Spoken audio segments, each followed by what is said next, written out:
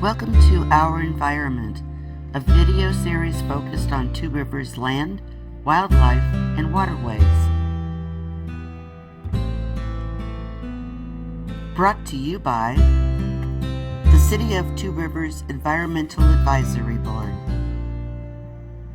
Join us as we sit down and talk with local environmental experts about improving our quality of life through resiliency and sustainability.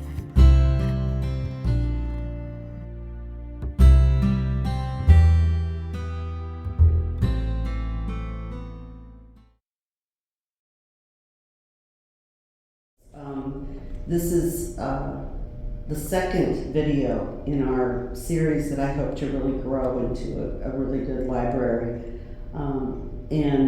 So you're kind of a guinea pig, but you're kind of not, because we already got our feet wet when it came to the electric department.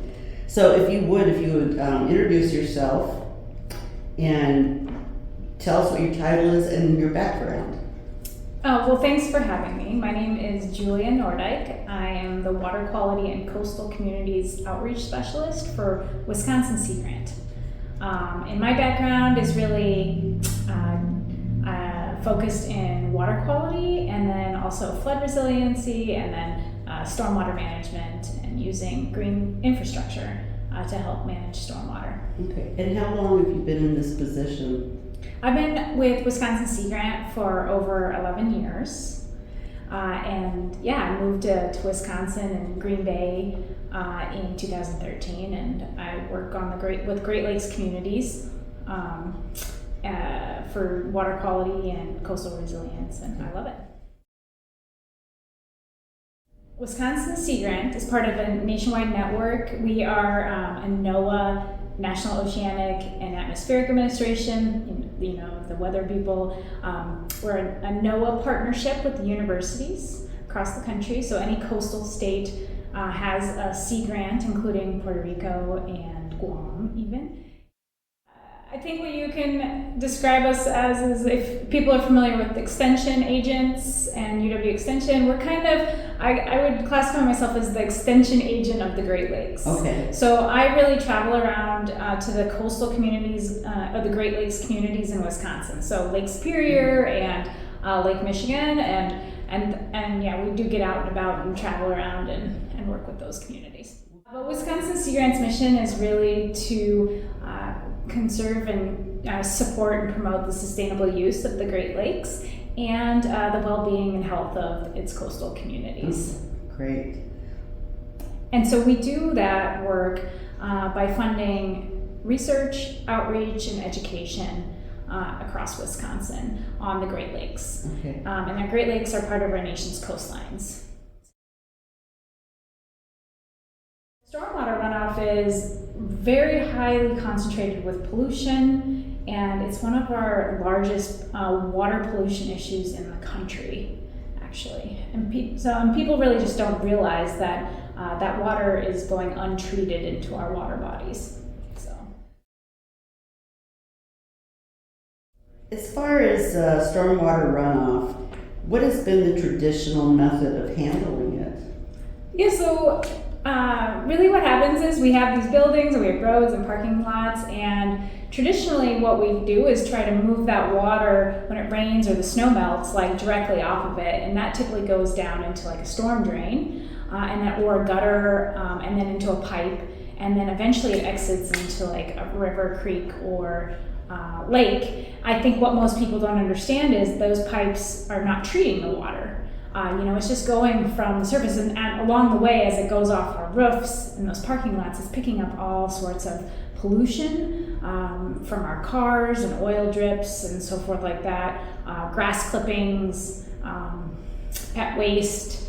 We have dirt and debris and leaves and all sorts of stuff. Our brake pad dust, heavy metals and stuff is being washed down those pipes and out to our water bodies. Really big water quality issues, particularly for Wisconsin, because we are an agricultural state. is too many nutrients coming off our farm fields, but also people's lawns when they apply too much fertilizer maybe, and it just kind of runs off into down the storm drain. And so kind of like what if we add fertilizer to our lawn, what happens is it grows greener and faster, and that's the same thing that happens to our waterways when we have too many nutrients entering that. So in Wisconsin though, phosphorus is banned in like laundry detergents and other fertilizer applications. So that isn't as prevalent. We get a lot of phosphorus though from agricultural runoff in Wisconsin, but nitrogen is still an issue in general too. Okay, and that's just from decaying plant waste, right? I mean, it's naturally occurring, and actually phosphorus is too. So yes, so in our cities, trees, when they in the fall, we can definitely add more phosphorus and nutrients and nitrogen to the system when we put our leaves in the street, or let the leaves in the street, and then they start decomposing, and they kind of it soaks out it's kind of like a tea, and then when it rains, that immediate flush of all our leaves can actually add too many nutrients to the river or the lake, and so it's really important to keep your leaves out of the street too. And they make really great mulch for your gardens. Leaves make excellent mulch for your garden. Hey, it's free fertilizer. Right. Just mulch those right in. Get a mower that mulches it right in there, or put it in your compost bin, or sometimes, depending on where you live, maybe you have a city yard waste that you can compost them there too. Okay. So. What we're really talking about in Wisconsin, the municipalities in general, there are urban areas or suburban areas, have a lot more legal protections on them that stem from the Clean Water Act from 1972. And at that time, and that also applies to like our wastewater treatment plants, our sewage plants, and then also manufacturing or industry pollution. So places that can, we really needed to stop like direct discharge. And cities are lumped into that as pollution sources for some of our pollution issues like phosphorus and sediment, and so dirt and stuff like that too. So those laws have been around for a really long time. But what has not evolved also at the same time is stronger protections for agricultural runoff. Mm-hmm. And so there are legal mechanisms in place to require the municipalities to protect the waterways and make sure they are reducing their pollution, such as if you have trees, one of the practices is to sweep your streets, or have specifically in the falls, so forth like that, to get the leaves off. But it doesn't prevent agricultural runoff from also polluting, and so a lot of the agricultural runoff issues that we have are voluntary. And so those practices, the good conservation practices that need to be put in the ground, really are voluntary to a large degree in Wisconsin. And so it's definitely it's a challenge, because a lot of municipalities are feeling like they're doing their part to keep the waterways as clean as possible, but they're being challenged from upstream rural communities that have some erosion issues. I think in general, which everyone knows, is infrastructure is very expensive. Our stormwater infrastructure across the country is rated at a D+ at this point, and it's aging all across the country, and we're starting to see larger storm events that are more intense, and it's really overwhelming these older systems. And it's a large, expensive problem that many communities are dealing with. And green infrastructure infrastructure are stormwater management practices that are designed to mimic the natural water cycle, which means really to use plants to uptake the water or infiltrate it into the ground, to store the water on the land and allow evaporation to happen too. And then also just slow down the water a lot. When it goes into our pipes, when we put in these pipes, it really shoots the water a lot more fast, more quickly than it normally would. So green stormwater or green infrastructure is really mimicking the natural water cycle to soak up, absorb, and evaporate our stormwater. And also, it also really helps in filtering out some of those pollutants. Yeah, green roofs are really great. They actually have a lot of benefits, and so really in Wisconsin, a lot of sedums are used, and you put them on top of a roof, and when it rains, it soaks it up rather than it going down the gutter and then into the storm drain. People find a lot of cost savings for energy for these buildings. So, for example, the city of De Pere on their city hall they did a cost benefit analysis when they needed to replace their roof, and they found that putting in a green roof with plants on top, and they have like a green roof that rolls out a mat of plants. Okay. That it actually helps a lot with energy savings for the building. So in the winter, it helps insulate the building, and then in the summer, the plants actually provide like an insulating effect, but also a cooling effect because of the plants. And so when they did the calculation, they found that was actually going to save them more money in the long run than a traditional roof. Real.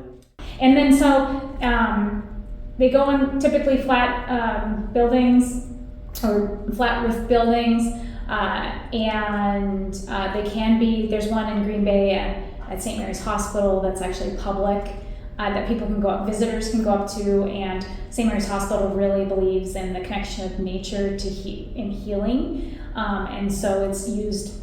There's benches out there and tables, so employees can go picnic or patients can go up and relax, and it's open to the public. So St. Mary's Hospital really embodies that in their ethos. And even in their oncology wing, they have a seating area with windows, and they specifically have designed the outside to be, this water garden and filled with plants, exactly for the health benefits, us connecting with nature, and the healing benefits. And so they actually, for their green roof, they actually were able to, get stormwater credits, and they also put rain gardens into their parking lots. Okay. So when we're talking about green infrastructure, there are lots of different ways to think about it and how to make it work in different products and different layouts and sizes and anything. So you have to be creative. So you mentioned a little bit about green walls. I haven't seen really that many of these, but they're very much aesthetic element. They typically are aesthetic elements for buildings. Like if you think about your downtowns. And they can be, again, as intricate as you want them to be. Some are just like having the gutter drain just be collected into like a planter box, and then having a little plant bed in the summer. Other ones are like the whole wall where it's actually capturing the water coming off the roof, and then that's like what's watering the plants. Rainwater harvesting. There's rain barrels, cisterns, and planter boxes. So if you give us some more ideas on these types of collections. Yeah, another type of green infrastructure that a lot of people are probably the most familiar with is a rain barrel. And so that's really just disconnecting your downspout from going, the water going into down your maybe street gutter and into the storm drain and collecting it for later use. Right. That is the key for anything that is harvesting or collecting rainwater.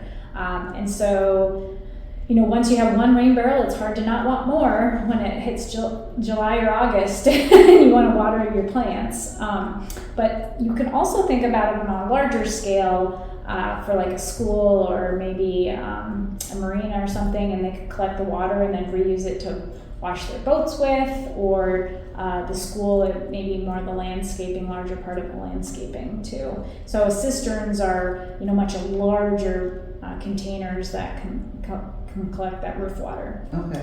One of the most innovative ones I've seen is there's a couple of large cisterns in Milwaukee in the Menominee Valley, near the stadium, the Brewers Stadium, and it's collecting water off the 35th Street viaduct, and it collects, and so the water comes down these pipes and into these giant cisterns, and it collects, 68,000 gallons of stormwater runoff from these dirty roads every year, and it's preventing that from going into the Menominee River. Sure. So, planter boxes are typically used in areas that have smaller spaces, like homes, that have smaller yards, or maybe a business that's downtown and just has like a small facade. And so rather than the roof water going just into the street, it's collected into a planter box, and then you can plant whatever flowers or things there. There's a product that was designed by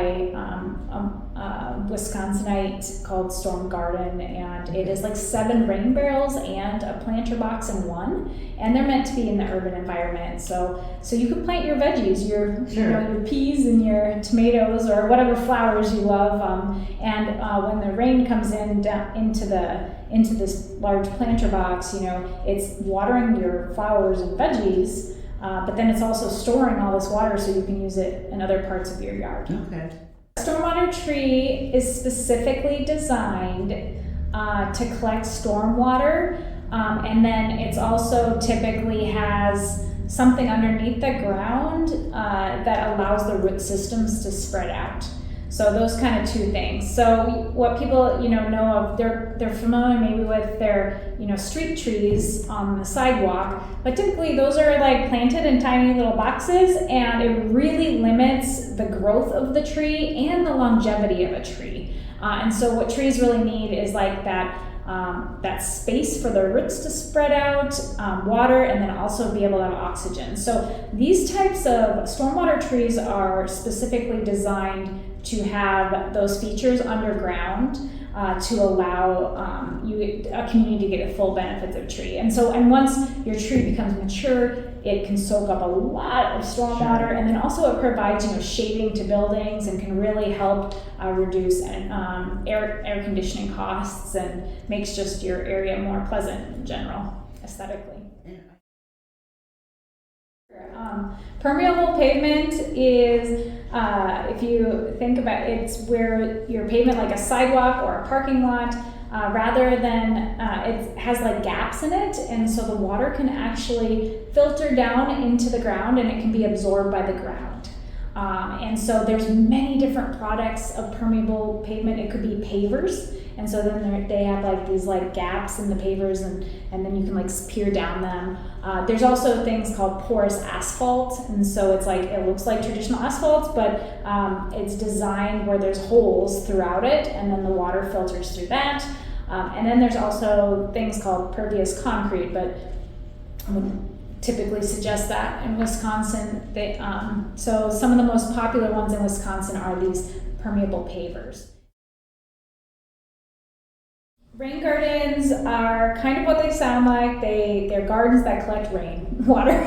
So basically they're depressions in the ground, and then you plant them, or you typically put like some mulch or some compost and then mulch, and then you put your plants in, and then you funnel your rainwater directly to it. So maybe that's you direct your downspout towards it if it's in your yard, or off your driveway or something like that, directly into a rain garden. And then what happens is there's a depression, but these plants are really deep rooted, and so they really allow the water to be absorbed into the ground and infiltrate down into the ground. And then also the plants uptake them. And then the third thing is the plants actually help filter out any pollution that's associated with them. So those three things are happening, and they really, if well done, they drain out within hours. typically of a storm. And what it is that catching that first flush of water coming off our roofs and things, and it can really almost capture 90% of all of our rain water in general, those systems. So they're really important. They can be put in many different locations. They can be made into different sizes depending on your area and how much water you have coming in. And so they're one of the most universal tools to help manage stormwater in terms of green infrastructure because they're utility. They're really high utility in terms of where you can put them and what size they can be and so forth like that. And then you can, in terms of planting, you can make them simple so they're easy to maintain. So maybe like 3 to 5 plants at the most, or you can maybe fill them in with a diversity of prairie, wetland, rain garden type plants.